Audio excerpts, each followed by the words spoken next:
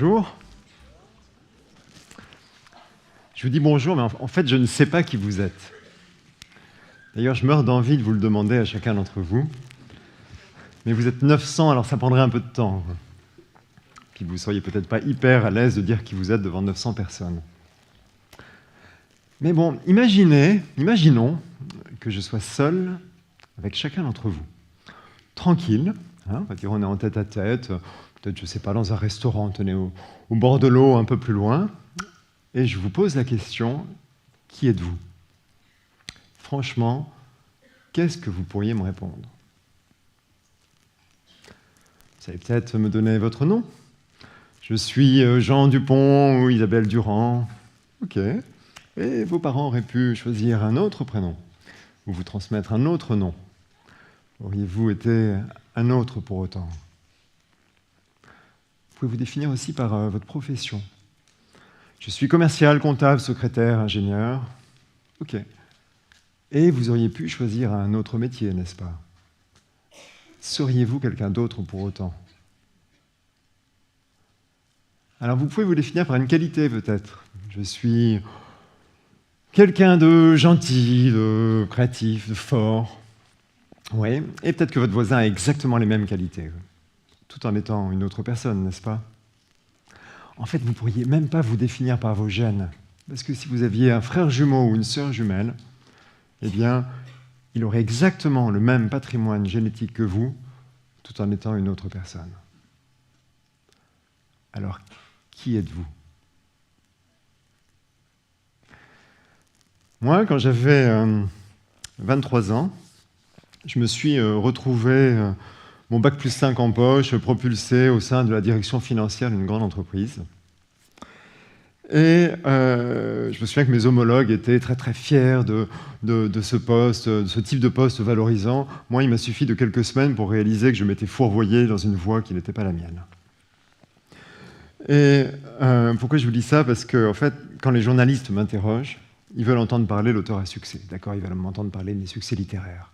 Mais la vérité, tout à fait entre nous, hein, ça ne va pas sortir d'ici, c'est que j'ai connu dans ma vie beaucoup plus d'échecs et même d'humiliations que de succès. Et ce que personne ne sait, c'est que ce sont ces échecs et ces humiliations qui, paradoxalement, m'ont sauvé la vie. En fait, ils m'ont aidé à savoir qui je suis, et de là, tout a découlé pour moi. Quand j'avais 23 ans, je vous disais, j'ai réalisé subitement que je m'étais fourvoyé dans une voie qui n'était pas la mienne.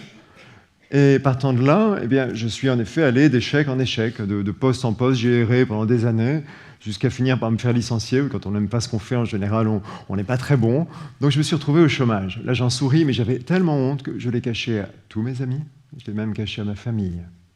Et je suis resté 2 ans au chômage. Je ne savais plus quoi faire de ma vie. J'ai fait une dépression, j'ai perdu 10 kilos.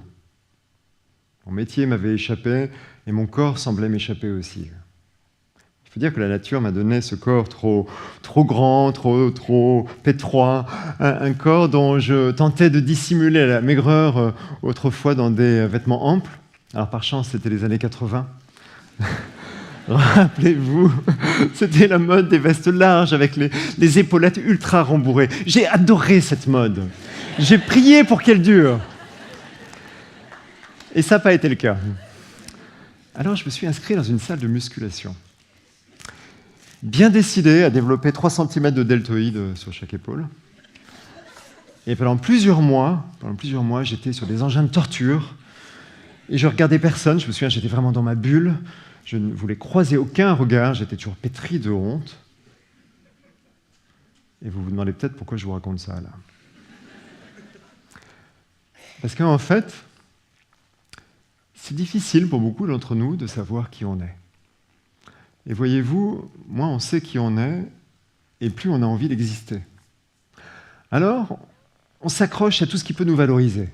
Des images, des apparences, des rôles. Par exemple, on peut s'accrocher à son rôle professionnel et tenter de s'identifier à son métier, d'exister à travers son métier. Aujourd'hui, je suis écrivain, Je pourrais essayer d'exister à travers ce métier d'écrivain. Et à ce moment-là, je jouerais un rôle d'écrivain. Je me mettrais à parler comme un écrivain, adopter des attitudes d'écrivain, peut-être un look d'écrivain, même si je ne sais pas trop à quoi ça correspond, quoi. Et le problème, c'est que si j'allais dans cette direction, en fait, plus je ferais ça, et plus je m'enfermerais dans une représentation de moi-même qui m'éloignerait de qui je suis. Parce que qui je suis va bien au-delà de mon simple métier d'écrivain. Qui vous êtes va bien au-delà de votre métier. On peut s'identifier aussi, on peut s'accrocher à son apparence physique. Alors ça arrive fréquemment aux femmes et aux hommes dotés d'un physique avantageux, qui peuvent à ce moment-là chercher à exister à travers leur beauté, d'accord ? Et à ce moment-là, en fait, c'est lié à un sentiment que leur valeur repose sur leur beauté, alors qu'en fait, elle n'est qu'un attribut. Alors, c'est pas conscient. D'ailleurs, il y a un moyen de savoir si c'est le cas pour vous. Dans ces cas-là, vous vous sentez amoindri en présence d'une personne plus belle que vous, ou si on vante la beauté de quelqu'un d'autre. Alors que, vous voyez, un peu comme si vous aviez le sentiment que cette personne existe plus que vous, mais c'est complètement inconscient. Bon, la vérité est que votre valeur va bien au-delà de votre beauté. On peut s'identifier aussi à son intelligence, sa culture, ses idées, et tenter d'exister à travers ses propos. Et à ce moment-là, on se sent plutôt amoindri lorsque quelqu'un vous contredit. Ça vous dit peut-être quelque chose. À ce moment-là, vous vous sentez attaqué personnellement, alors que la personne, en fait, a juste exprimé un désaccord sur vos idées. On peut aussi s'accrocher à ses possessions et croire que notre valeur découle de ce que nous avons, les choses que nous avons, notre voiture, notre maison, un téléphone portable, un sac à main. Et à ce moment-là, on se sent amoindri en présence d'une personne qui a une plus belle voiture, une plus belle maison, un plus beau sac, un plus beau téléphone.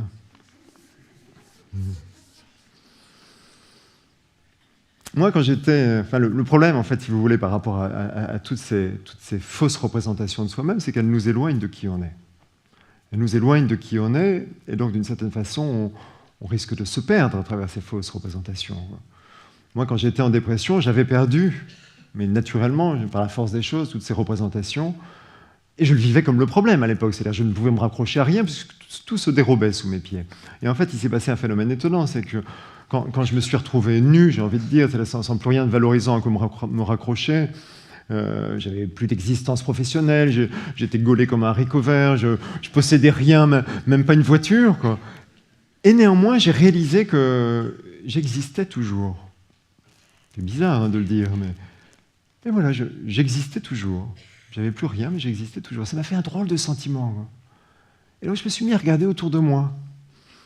Et au club de musculation, je me suis rendu compte que les membres du club se répartissaient en deux catégories. En fait, il y avait les maigrichons honteux comme moi, et puis il y avait les musclés.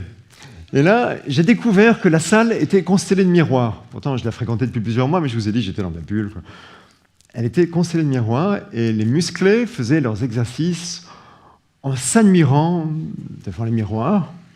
En fait, c'était pire que ça. C'est-à-dire, ils étaient en admiration devant leur corps. Ils étaient amoureux de leur propre corps, quoi. On frôlait l'auto-érotisme. Cette vision m'a totalement libéré. En fait,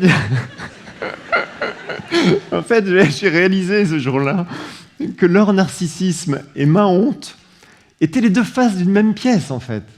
Les deux faces d'une même croyance que notre valeur se mesure à l'aune de notre apparence. Ce jour-là, j'ai viré mes vestes larges. Et lorsque je me suis retrouvé nu, comme ça, sans plus rien de valorisant auquel me raccrocher, eh bien, il y a des choses qui ont émergé en moi. Je me suis mis à ressentir des envies de ce que j'avais envie de faire dans la vie. Et non plus des choses valorisantes, mais des choses que mon cœur me poussait à suivre. Comme par exemple le métier de formateur, un métier que j'ai exercé ensuite pendant une bonne dizaine d'années. Alors, ça peut vous faire sourire, mais dans ma famille d'intellectuels et scientifiques, formateur, c'était un petit métier, vraiment. Mais je me souviens comme si c'était hier, du jour où j'ai décidé de devenir formateur et où je renonçais à être reconnu, notamment de mes parents. Et c'était coûteux pour moi. C'était coûteux, mais je je l'acceptais pleinement, je l'acceptais sereinement. Et en renonçant à la reconnaissance, en fait, j'ai obtenu l'épanouissement. Sur le fronton du temple d'Apollon à Delphes, je vais vous emmener sur les chemins de la sagesse. Sur le fronton du temple d'Apollon à Delphes, il y avait deux préceptes. Alors il y en a un que tout le monde connaît. D'accord, il est célèbre, c'est le fameux « Connais-toi toi-même », qui a été repris par Socrate. Tout le monde le connaît. Mais il y en a un deuxième que le monde entier semble avoir oublié. Celui-là, c'est rien de trop. Rien de trop.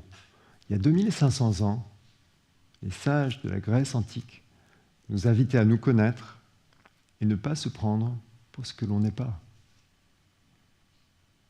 À partir de là, tout a été simple dans ma vie. À partir du moment où j'ai cessé de jouer un rôle, de chercher à me valoriser, les portes se sont ouvertes comme par magie.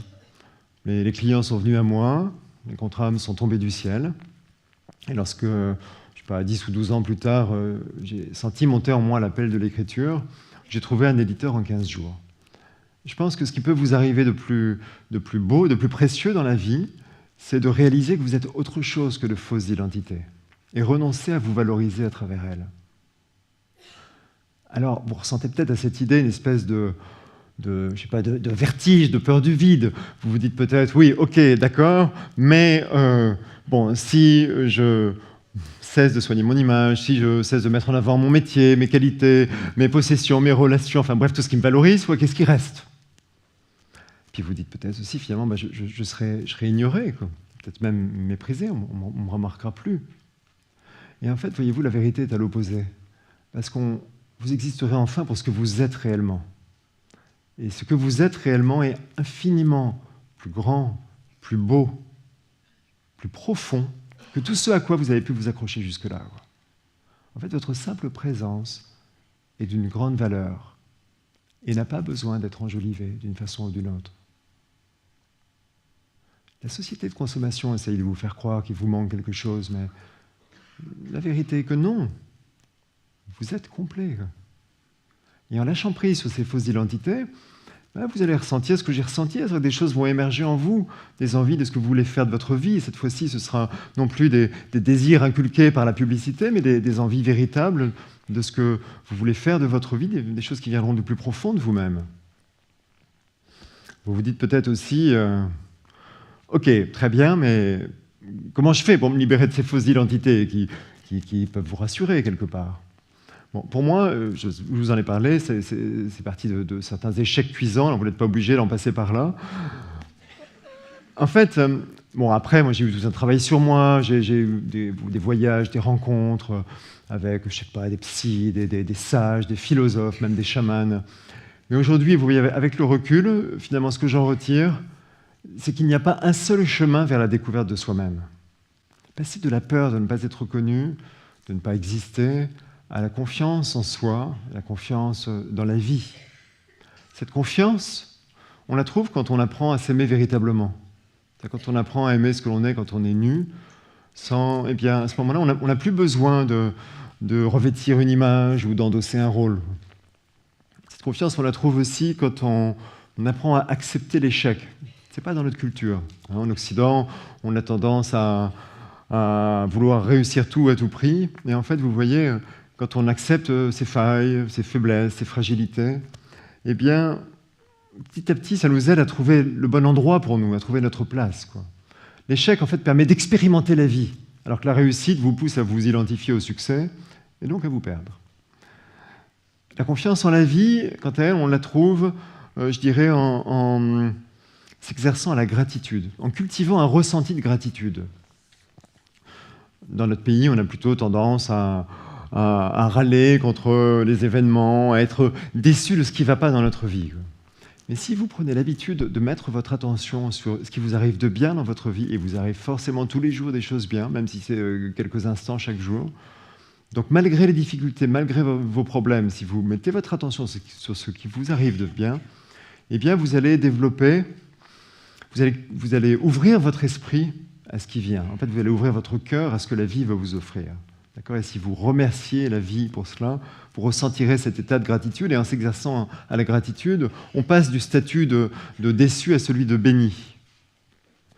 Et une fois que cette confiance en fait, est atteinte, eh bien, on devient libre. Libre du regard des autres, libre d'agir en son âme et conscience. Et il se passe alors un phénomène qui est assez étonnant, c'est qu'on s'intéresse moins à sa personne. En fait, c'est juste que l'on s'est connecté à quelque chose de plus grand que soi. Alors j'ai juste envie de vous dire, allez à la rencontre de votre propre chemin, allez dans cette direction, parce que c'est à ce moment-là que la vie prend son véritable sens. Bonne route, mes amis.